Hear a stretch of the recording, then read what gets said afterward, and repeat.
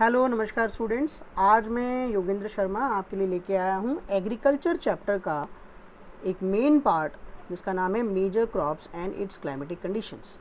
तो आज हम डिस्कस करेंगे कि देश में कौन कौन से मेजर क्रॉप्स होती हैं और उनके लिए कौन कौन से प्रकार की हमें क्लाइमेटिक कंडीशंस की रिक्वायरमेंट होती है।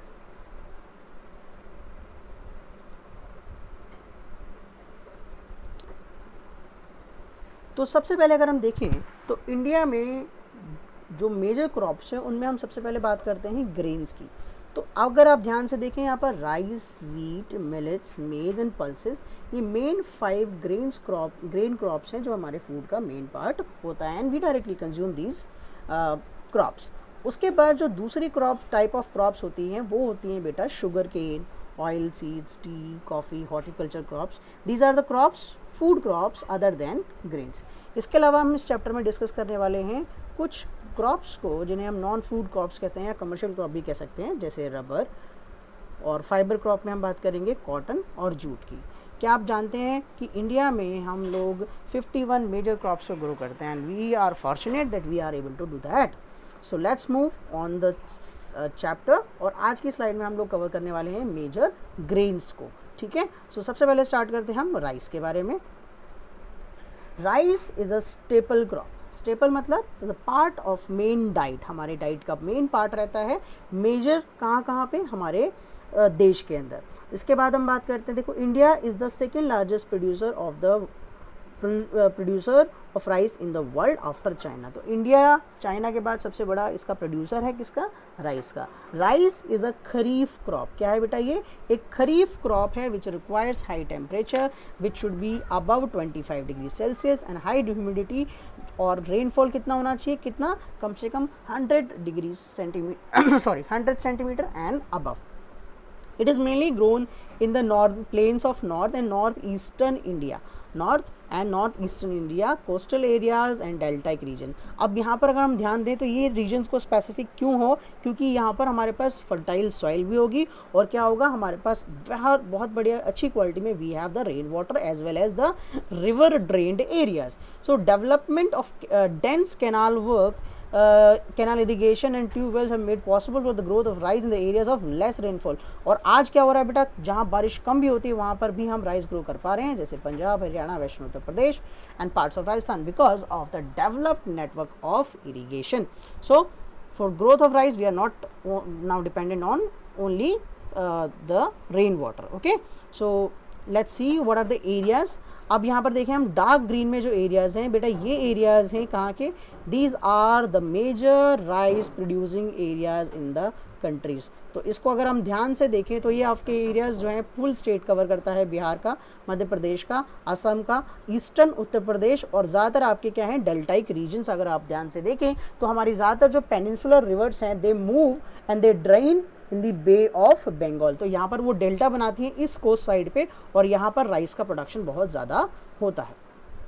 चलिए, सेकंड क्रॉप है हमारी वीट। सबसे इंपॉर्टेंट क्रॉप जो है वो हमारी है wheat. Main food in north and north western part of the country, because यहाँ पर हमारे पास जो वीट का सबसे ज़्यादा प्रोडक्शन होता है, 2 स्टेट है हमारे पास, पंजाब और हरियाणा। तो यहाँ north and north western part में इसका बहुत ज़्यादा कंजम्पशन होता है।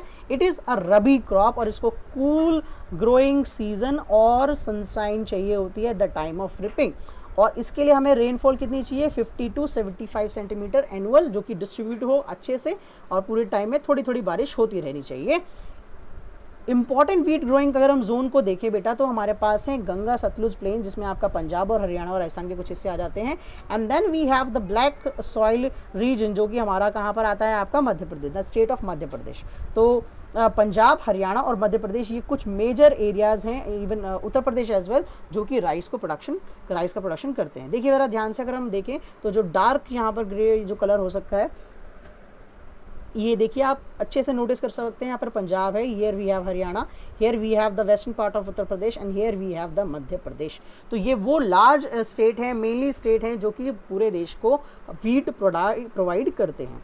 चलिए next move on to the millets. Millets होते हैं बेटा मोटा अनाज, जैसे इसमें आपका आता है jowar, bajra, ragi are the important millets grown in the India.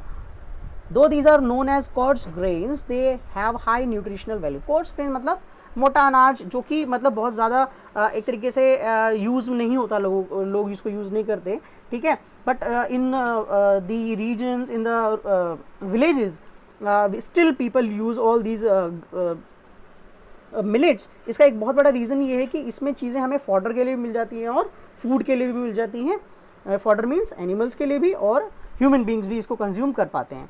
जैसे इसकी अच्छी अच्छी क्वालिटीज़ बहुत ज़्यादा होती हैं। रागी है, रागी में देखिए आप आयरन है, कैल्शियम है और बहुत सारे माइक्रो न्यूट्रिएंट्स मिल जाते हैं। ये कहाँ पर, ड्राई रीजन्स में। इसकी खास बात आपको समझ में आई क्यों ये पॉपुलर बहुत ज़्यादा नहीं, क्योंकि जो एरियाज़ हैं जहाँ पर शॉर्टेज ऑफ रेनफॉल है वहाँ पर ये अच्छे से ग्रो कर पाता है, और इसको हमें चाहिए red, black, Sandy and Lumi soil की ज़रूरत होती है। और Karnataka is the largest producer of, followed bye Tamil Nadu. तो रागी का सबसे बड़ा जो प्रोड्यूसर स्टेट है वो कौन सा है, कर्नाटका है, ठीक है। बाकी यहाँ पर आपके सर्च स्टेट्स बहुत सारे भी दिए गए हैं। अब बात करते हैं हम लोग ज्वार के बारे में। Jowar is the third most important food crop with respect to the area of production, area and production. किसके बाद फर्स्ट टू कौन सी थी, फर्स्ट थी राइस और सेकेंड थी वीट। तो तीसरे नंबर पे कौन सी आ गई हमारे पास, ज्वार। तो ज्वार की अगर हम बात करें तो it's rain fed crop grown moist areas, और Maharashtra is the largest producer. तो ज्वार से अगर पूछा जाए तो Maharashtra is the largest producer of jowar, ठीक है। अब आते हैं हम बाजरा के बारे में बात करते हैं। Bajra is well grown on the sandy soil, shallow black soil. Rajasthan is the largest producer of, followed by Uttar Pradesh, Maharashtra and Gujarat and Haryana. अगर हम ध्यान से देखें ये लार्जेस्ट प्रोड्यूसर वो स्टेट हैं जहाँ पर रेनफॉल जो है लिमिटेड है, क्योंकि ये ऐसी क्रॉप, ये एक तरीके से फार्मर फ्रेंडली क्रॉप होती हैं जो कम बारिश में भी हम इनको ग्रो कर सकते हैं। चलिए let's move on to the next crop, मेज़।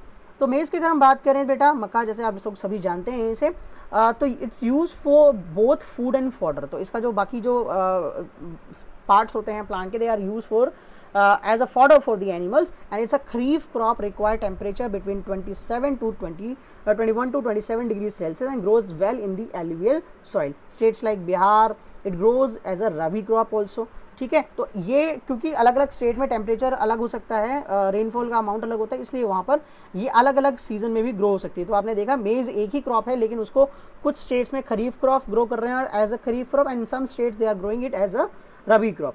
Use of modern inputs like HYV sheets, fertilizer, irrigation have contributed to the increasing production of maize. आजकल प्रोडक्शन इसका बड़ा है। मेजर प्रोड्यूसर अगर आप देखें तो state of Karnataka, Uttar Pradesh, Bihar, Andhra Pradesh and Madhya Pradesh. तो आप देखिए तो ये मेनली वो सॉइल, जो स्टेट्स हैं जहाँ पर फर्टाइल सॉइल हमारे पास है, then we have the production of maize over here. Now let's move on to the last crop for the day. अगर हम ध्यान से देखें तो ये बात कर रहे हैं हम पल्सेस के बारे में।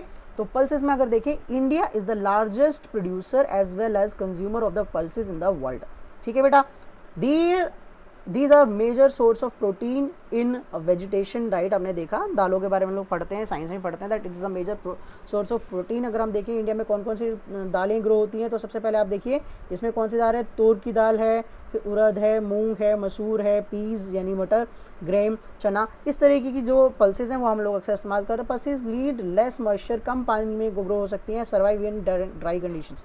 तो कम बारिश वाले एरिया में ये फार्मर्स के लिए भी अच्छा है, ठीक है, और ग्रो हो सकता है। All this crop except arhar helps restoring soil fertility by fixing nitrogen from the air, because of which it grows in rotation with the other crop. आपने पढ़ा होगा राइजोबियन बैक्टीरिया के बारे में, जो ये पल्सेस प्लांट होते हैं इनके जड़ों में होता है, इनके रूट्स में होता है, जो नाइट्रोजन फिक्सेशन में हेल्प करता है। तो ये बहुत ज़्यादा ठीक होते हैं, जो रिकवर करने में हेल्प करते हैं सॉइल की न्यूट्रिशनल वैल्यू को, और इसीलिए उसकी फर्टिलिटी वैल्यू को, और इसीलिए इनको रोटेशन में ग्रो किया जाता है। मेजर पल्स प्रोडक्शन ग्रोथ अगर हम स्टेट्स की बात करें तो सबसे मेजर है इसमें मध्य प्रदेश आता है, उसके बाद आप देखेंगे उत्तर प्रदेश, राजस्थान, महाराष्ट्र और कर्नाटका भी इसमें कंट्रीब्यूट करते हैं।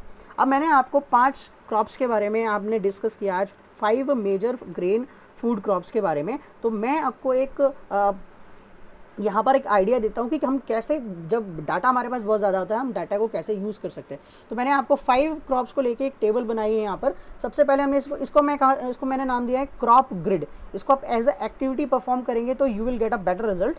तो इसमें क्रॉप ग्रिड में हमने क्या करा है, name of crop, importance, season type, climate, temperature या rainfall, soil and geographical area. तो अगर हम यहाँ पे देखें, मैंने इसमें एक एग्जांपल के तौर पे आपको राइस को फिल कराया है इस टेबल में, आपको बाकी 4 चीज़ें अपने आप फिल करनी है। देखिए राइस क्या है, it's a major staple food crop, उसके बाद second largest producer of India. ये कैसा, इसका टाइप नेचर क्या है, इसका खरीफ है, इंटेंसिव क्रॉप है, खरीफ है। ठीक है।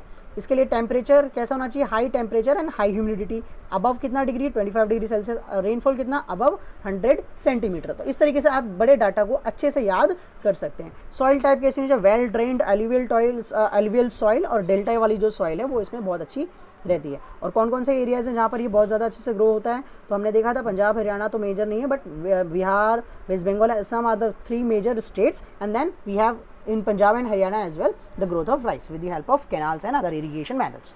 तो आपने यहाँ पर देखा कि कैसे हमने उस डाटा को पूरे एक तरीके से एक कंपाइल किया। तो इसी में आप वीट के बारे में इंपॉर्टेंस, उसका सीजन, उसका क्लाइमेट, उसके सॉइल टाइप, उसके जोग्राफिकल एरिया, इस तरीके से इस डाटा को फिल करेंगे, शीट को फिल करेंगे, you will get a better result and you will be able to remember all these details in a very good way. तो बेटा आज के लिए इतना ही है, हम अब अगली वीडियो में मिलेंगे, बाकी जो क्रॉप्स हैं उनके बारे में डिस्कस करेंगे। So till then just keep on revising and wait and I'm just going to make the next part of this video in few days.